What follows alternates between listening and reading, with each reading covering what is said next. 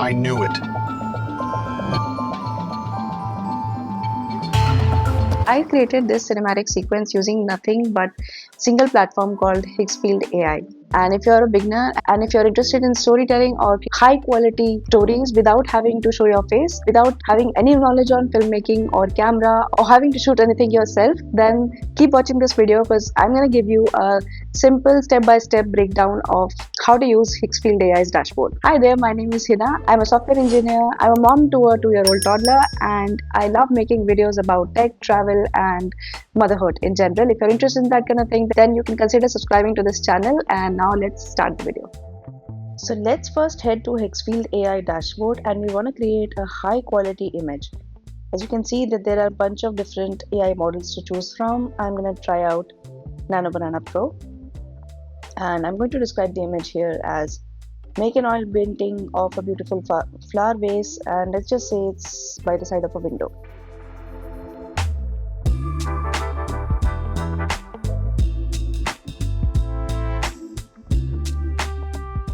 Now we wait for a bit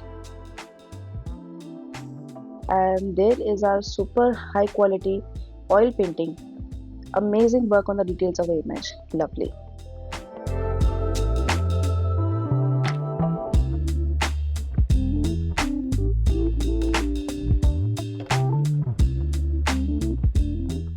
Okay, now for the cinematic sequences, let's create an Indian man standing in the middle of a crowded market and let's say he looks sad.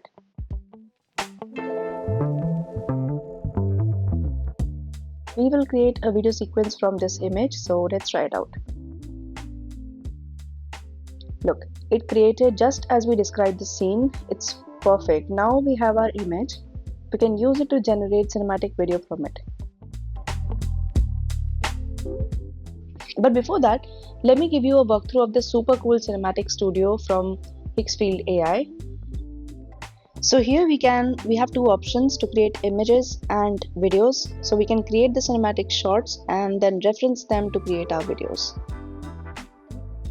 And what's more interesting is that we can select a professional filmmaking camera lens and we can also set focal length and aperture, which can be super useful if you are into some serious filmmaking.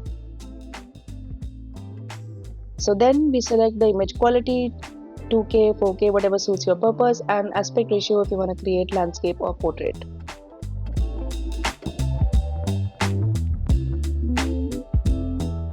Then for video generation, we have to provide a start frame and optionally we can give it an end frame also. Start frame here will be used to maintain character and scene. So let's select our Indian man from generated images as our start frame.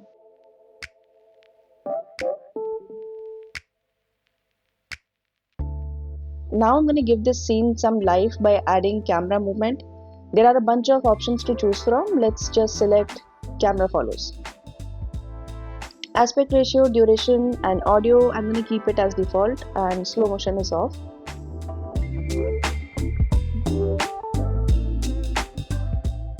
And let's say we describe the scene like the man is walking and he looks sad, but because he doesn't have any money.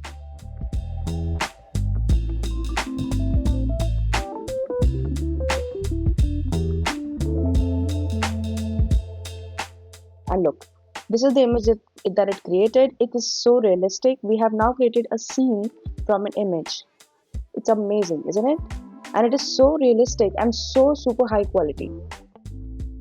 Now we can build some more on it. Let's say a man is standing outside a small food stall and he's reaching into his empty pocket with trembled hands. His face shows quiet desperation, etc. etc.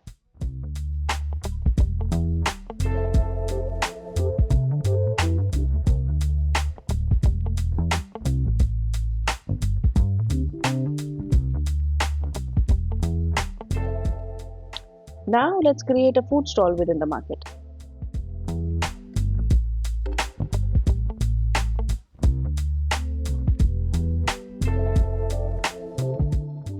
There you go.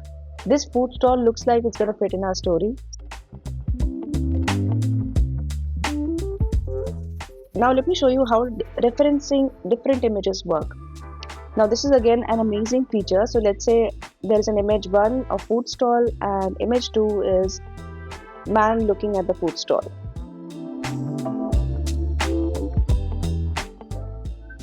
And I haven't given it any prompt, and I click on generate, and I get the image of the same man as a side profile now looking at the food stall. Amazing. This way I can reference images to our story to add different angles to my story.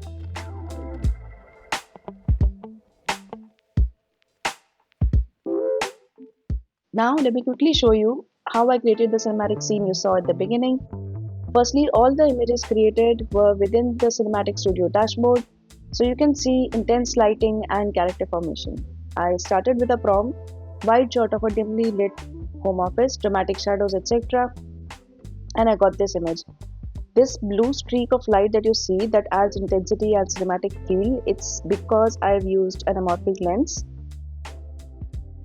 This way you can animate this scene, add more characters, and make the characters do something by writing the prompts. But the most amazing feature in my opinion is the multi-shot feature. Basically, it creates 9 different angles of the same scene like it was actually shot from different angles.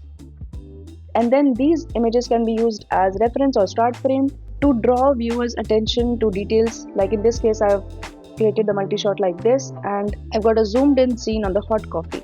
And I have used this image in the cinematic sequence to make it more interesting. Thank you for watching my video. If you liked it, give it a thumbs up. I've given the link to this dashboard in my description. Go check it out.